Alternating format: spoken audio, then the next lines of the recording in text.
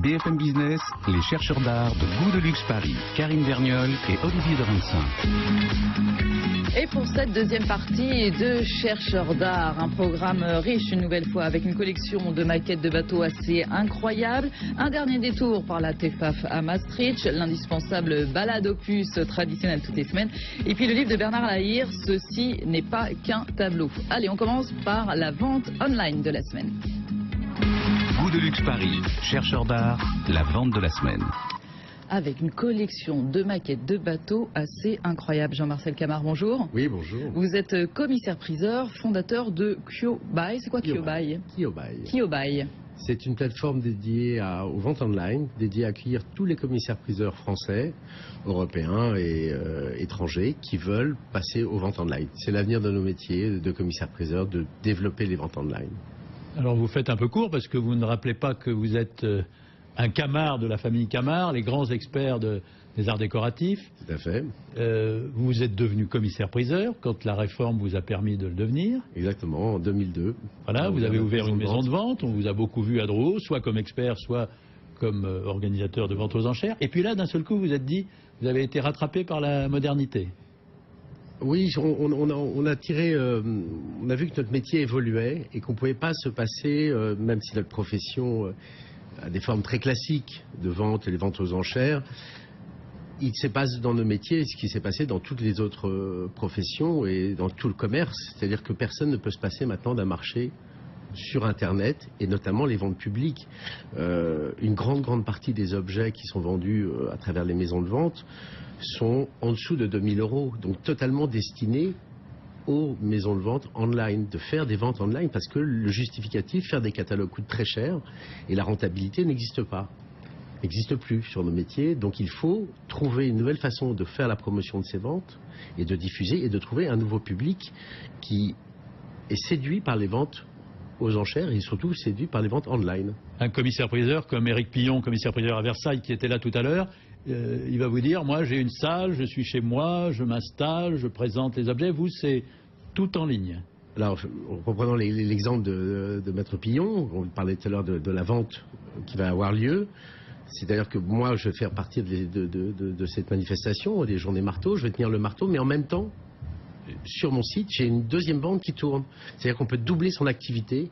Et vraiment, c'est nécessaire de trouver des relais de croissance dans nos métiers. Mais est-ce qu'aujourd'hui, vraiment, vous pouvez doubler votre activité avec Internet? Est-ce que c'est de cet essor-là aujourd'hui? C'est-à-dire que vous pensez qu'elle viendrait au détriment des ventes classiques? Oui, c'est ça. Et est-ce que vraiment on en fait autant sur Internet qu'en salle? On est au tout démarrage des ventes online, mais les perspectives de notre marché, aujourd'hui un marché vente publique classique, c'est 15 milliards $. Les rapports et les études qui sont faites aujourd'hui sur le marché vente online des œuvres d'art concernant les maisons de vente ou les sites de galeries, à horizon 5 ans, c'est 15 milliards $. Mais ça ne sera pas au détriment des ventes physiques. C'est un complément des ventes physiques, c'est une nouvelle façon de développer les ventes. Et d'ailleurs, vous vous proposez en fait d'héberger ou d'accueillir sur Kyobai les ventes de vos confrères. Il y en a déjà quelques-uns qui sont là. Notre plateforme est destinée aux commissaires-priseurs. Nous ne prenons que des maisons de vente établies, reconnues. Et surtout, ce que nous faisons, c'est que notre système que nous avons développé, nous réglons les maisons de vente en 3 jours après la vente. Ce qui est rarissime dans nos métiers, c'est de toucher ces honoraires aussi rapidement. Par contre, nous, avec le système de paiement par carte de crédit et maintenant aussi par virement bancaire, on peut régler les études qui nous confient les ventes en 72 heures. Vous prenez une commission? On prend 5% de commission au passage pour tous les objets vendus. Qui s'ajoute donc à la commission? Non, elle est déduite des frais des ventes des commissaires-priseurs. C'est pas en sus, c'est quand un commissaire-priseur nous dit je prends 25 TTC, il y a une perception de 5% directement au moment des enchères. Donc c'est bien le process que vous avez inventé, ça consiste finalement à cohabiter avec vos confrères, vos concurrents? Mais nous souhaitons vraiment, moi je suis commissaire-priseur et vous connaissez bien ma passion pour ce métier et mon histoire, nous voulons que les ventes publiques physiques continuent, mais c'est une façon de développer un autre marché. Quand nos ventes sont ouvertes 24 heures sur 24 pendant 8 jours, pendant qu'on dort, il y a l'Australie, la Nouvelle-Zélande qui regardent nos sites et qui achètent. C'est comme la bourse. C'est exactement ça, ça ne s'arrête pas. Voilà. Alors, la particularité, c'est que vous faites partie du syndicat des maisons de vente qui organise les journées marteaux, par exemple. Ça y est, vous êtes inscrit, vous avez payé. Ça y est, je suis un des nouveaux encartés du syndicat. Et dans la vente de la conciergerie, il y a des lots qui viennent. Alors on a confié un très très beau vase de d'Alpera, une très très belle céramique avec un crabe gros tourteau qui est posé dessus, une pièce de 1890. Une série de vases de Lalique et un très très beau vase de Dôme des années 30. Ça, c'est pour retrouver la spécialité de la famille Camard, des arts décoratifs. Exactement. Voilà. Et vous irez tenir le marteau à la conciergerie. J'irai tenir le marteau. Et je veux dire, en même temps, la vente que nous avons sur les maquettes de bateaux tournera en même temps, en ligne en même temps. Donc, alors on vient... Justement, c'est quoi cette collection extraordinaire de maquettes de bateaux? D'abord, c'est assez original, on en voit peu passer. Hein, on en voit de temps en temps, mais là, vous avez un ensemble comme on en voit assez exceptionnel. Assez exceptionnel. Collection constituée sur une très longue durée par une famille de collectionneurs. Et j'ai été appelé à faire l'inventaire de cette collection. Je reconnais mes limites sur les objets de marine. J'ai donc fait appel à un de mes confrères, Philippe Neveu, expert. Et c'est à lui que nous avons demandé de raconter cette rencontre avec vous, Jean-Marcel Camard, et la découverte de cette faramineuse collection. C'est l'expert Philippe Neveu. Sur le premier coup de fil, j'étais dubitatif. 30 maquettes, 30 demi-coques, voilà, encore quelqu'un qui me...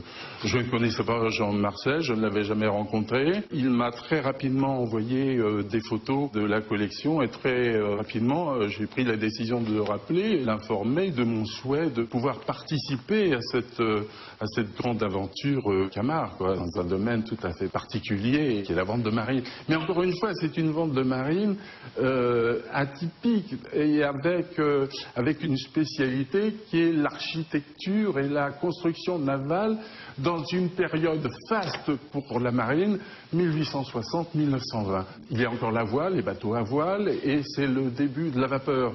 Et on s'aperçoit à travers les carènes quelles ont été les modifications lentes faites sur les coques. Avant toute chose, ils ont caressé les carènes de leurs bateaux, pour savoir quels allaient être leurs comportements dans l'eau. Ça va donner un bateau, et quel bateau? Un des plus fameux bateaux japonais, de la marine impériale japonaise. Il s'agit véritablement de la demi-coque originale et authentique de Tagasako, ce fameux cuirassé de la marine impériale japonaise. On est sur véritablement un bateau de guerre, et la vitesse est aussi une de ses armes. D'accord? Donc il est important de voir ces caractéristiques. C'est une des pièces maîtresses de la vente. Voilà, formidable bateau japonais. On a retrouvé tout l'historique. C'est là, en ce sens que Philippe Neveu est un expert comme il y en a peu. Il est aussi marchand à Saint-Malo, tout le monde le connaît. Jean-Marcel Camard. Nous avons découvert quelqu'un de passionné qui nous a raconté une histoire extraordinaire sur ces bateaux. Il part d'un petit numéro et il retrace toute l'histoire. Alors, il faut dire que c'est l'époque, il l'a dit, la grande époque de la construction navale. On est encore dans la voile et on commence à construire les bateaux à vapeur. Et ces bateaux étaient, pour les armateurs et pour les chantiers navals, c'était des véritables outils de commerce. C'était le marketing se faisait avec les maquettes et avec les demi-coques. C'est ce qu'explique à nouveau Philippe Neveu. Généralement, les maquettes et demi-coques de chantier étaient faites par les chantiers eux-mêmes, d'accord, à destination des armateurs qui avaient donc commandé les navires, mais aussi par les chantiers eux-mêmes. Les chantiers eux-mêmes conservaient une maquette ou une demi-coque de chantier pour essentiellement montrer et démontrer à leurs futurs clients ce qu'ils étaient capables de réaliser, ce que leur chantier pouvait réaliser. Les maquettes d'exposition, ce sont des objets de promotion, aussi bien pour le chantier naval que pour l'armateur qui est propriétaire du bateau. Plus une maquette est grande, meilleurs sont les détails. Nous sommes dans un souci de réalité. Il faut véritablement reproduire le bateau dans ses moindres détails. Des équipes de maquettistes de chantier, des ébénistes, mais des chaudronniers, des doreurs, des vernisseurs et des gens qui maniaient la peinture et les lacs de manière extraordinaire. Ces portraits de bateaux ont été réalisés par des artistes peintres qui étaient eux-mêmes situés dans les ports. Quels étaient les clients de ces portraitistes? En définitive, les commandants et les officiers qui venaient faire relâche dans ces ports. Nous avons ici représenté un des portraitistes de français qui s'appelle Édouard Adam, et à travers un bateau de la compagnie Borde qui s'appelle le Quilota. Le Quilota étant une ville du Chili, on peut en déduire que ce bateau Quilota parcourait les mers du globe pour aller rejoindre et faire commerce avec le Chili. Ces portraitistes de navires travaillaient dans l'ombre et signaient rarement, pour ce qui est de l'école chinoise, signaient rarement leurs œuvres. Et voilà l'expert Philippe Neveu qui nous présente donc cette incroyable vente de maquettes. Les enchères, on peut y aller sur Kyobai jusqu'au 30 mars 14h. C'est bien ça, Jean-Marcel Camard. Ça se vend combien une maquette comme ça? On commence, il y a des prix à 300 € jusqu'à 12 000 à 15 000 € pour certaines maquettes qui font 2 mètres, 2 mètres 50 de long, mais on a des petites maquettes à 600, 800 €. On a une très belle longue vue de la marine américaine. Il y a plein d'objets de charme et des objets qui sont certains à restaurer. Alors il y a quelques objets, beaucoup de patience, oui, des longues soirées d'hiver à restaurer sa maquette. Mais 90% des pièces sont dans un état de conservation extraordinaire, protégées sous vitrine, et certains des encastillages sont dorés à leur fin. C'est vraiment de extraordinaire découverte. Jean-Marcel Camard, merci beaucoup à vous. Je rappelle donc que vous êtes commissaire-priseur et le fondateur de Kyobai.